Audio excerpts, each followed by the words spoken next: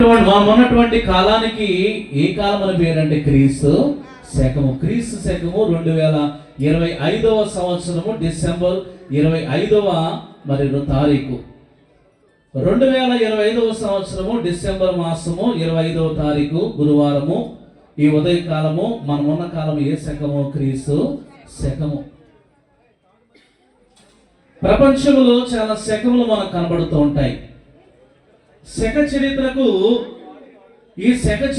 మనం గమనిస్తూ ఉంటే ఈ శక చరిత్రకు శుభారంభం, పాప చరిత్రకు పతనారంభం.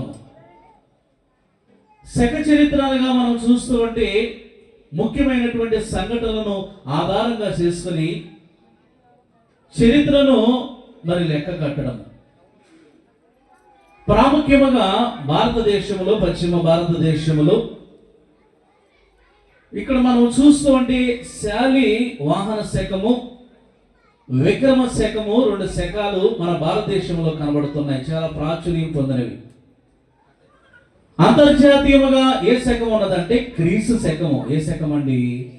క్రీస్తు శకం. అంతర్జాతీయం అంటే ప్రపంచం ఇంటర్నేషనల్. ప్రపంచంలో క్రీస్తు శకము ప్రాముఖ్యముగా ఉన్నది. ముందు శాలివాహన శకము, విక్రమ శకము ప్రాముఖ్యంలో ఉంటే అంతర్జాతీయముగా క్రీస్తు శకము ఎంతగానో ప్రాముఖ్యముగా ఆ నోట విస్తరించి ప్రపంచమంతా ఇప్పుడు ఇదే ధోరణి నడుస్తూ ఉన్నది. ఆ కాలం ఏ కాలం అంటే గలతీయులకు రాసిన పత్రిక 4:4 కాలము పరిపూర్ణమైనప్పుడు దేవుడు తన కుమారుని పంపిన. కాలము పరిపూర్ణము కాకముందు కొన్ని వందల ఏళ్ళు ఏ కాలం అన్నారంటే దైవజనుల దేవదాసు గారు నిశ్శబ్ద కాలం. ఏ కాలం అండి? అప్పుడు దేవుడు కనపడలేదు, ప్రవక్తలైనటువంటి వారికి ఏమీ దేవుడు బయలుపరచలేదు, దేవుడు ఏమీ గద్దించలేదు. అది నిశ్శబ్ద కాలం. ఎంతో మంది ప్రవక్తలైనటువంటి వారు రక్షకుని రాక కొరకు ఎదురు చూశారు, కన్నీటి ప్రార్థన చేసిన వారుగా ఉన్నారు. ఎంతో మంది రక్షకుడు మా కుటుంబంలో జన్మించాలి, మా తరములోనే ఆ వెలుగును చూస్తామని చాలా మంది ఆశపడ్డారు, ఎదురు చూశారు, ప్రార్థించారు. కానీ అప్పటికి ఇంకా ఏం పరిపూర్ణం కాలేదంటే కాలము పరిపూర్ణము కాలేదు. ఆ కాలము ఏ కాలం అంటే అదొక చీకటి కాలం. ఏ కాలం అండి? అదొక చీకటి కాలం. ఆ కాల గర్భములో నిండు చోళాలైనటువంటి మరియమ్మ గారు, ఆ నిండు చోళాలుగా ఉన్నటువంటి ఆ మరియమ్మ గారికి నిండు మనసుతో ఉన్నటువంటి దీనుడైన యేసేపు తోడు. మరియమ్మ గారికి ఎవరు తోడుగా ఉన్నారు? నీతిమంతుడు దీనుడైనటువంటి యేసేపు గారు మరియమ్మకు తోడు. వారికి ప్రధానమే జరిగింది కానీ ఇంకా ఏం జరగలేదంటే వివాహము జరగలేదు. కానీ పరిశుద్ధాత్మ వలన మరియమ్మ ఏం ధరించింది? గర్భము ధరించింది. పరిశుద్ధాత్మ వలన మరియమ్మ గర్భము ధరించింది. అప్పటికి ప్రధానం మాత్రమే జరిగింది. ఈ వివాహము కానటువంటి ఈ మధ్య సమయంలో వారు ఎన్ని నిందలు భరించారు, ఎన్ని అవమానములు భరించారు.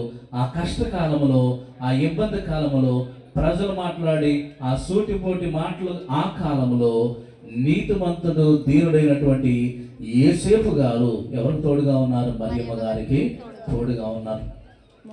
ఈ మరియమ్మ గారికి తోడు దేవుని దాసురాలు, దేవునికి జన్మనిచ్చినటువంటి గొప్ప స్త్రీ.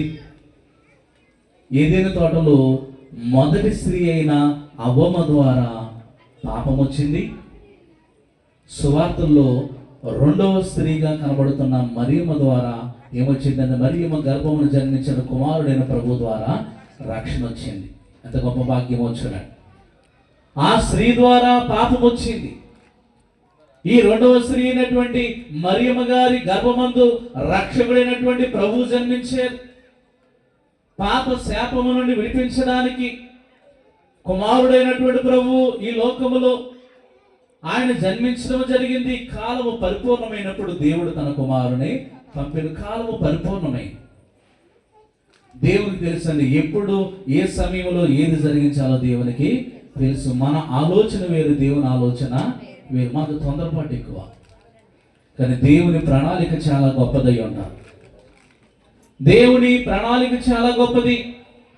ఆలస్యమైనంత మాత్రమున అవి నెరవేరవద్దు కాదు, కానీ కాలము పరిపూర్ణమైనప్పుడు దేవుడు ఖచ్చితంగా చేస్తారు.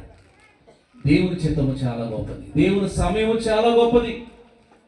ఆయన అన్నీ కూడా చూస్తూ ఉన్నాడు, మనల్ని చూస్తున్నాడు, మన ప్రార్థనలు వింటూ ఉన్నాడు. మన జీవితం అంతా దేవుని తెలుసు. ఎప్పుడు మనల్ని దీవించాలో, ఎప్పుడు మనల్ని వృద్ధులను తీసుకురావాలో, ఎప్పుడు మనను బాహాటముగా మరి విశాలతలో నిలబెట్టాలో మరి దేవునికి తెలుసు. మరి దేవుడు చేసినటువంటి గొప్ప కార్యములు కంటికి కనబడవు, హృదయమునికి ఏం కావంట, గోచరము కావు. మన సోషల్లో మరి షారోన్ గార్డెన్స్లో మరి పాస్టర్ గారు సాక్ష్యం చెప్పారు, నేను కూడా సాక్ష్యం చెప్పాను.